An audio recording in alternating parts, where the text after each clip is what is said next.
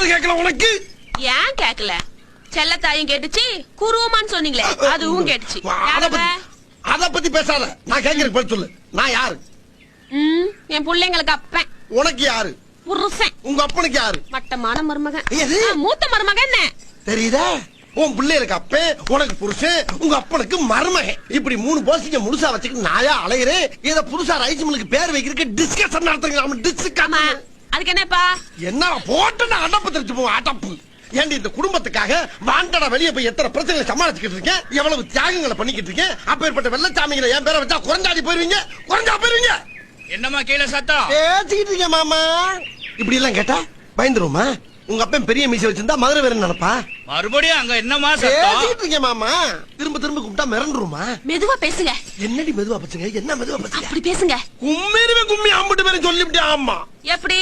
இப்ப பஞ்சாயத்துல உங்களை கும்பினாங்களே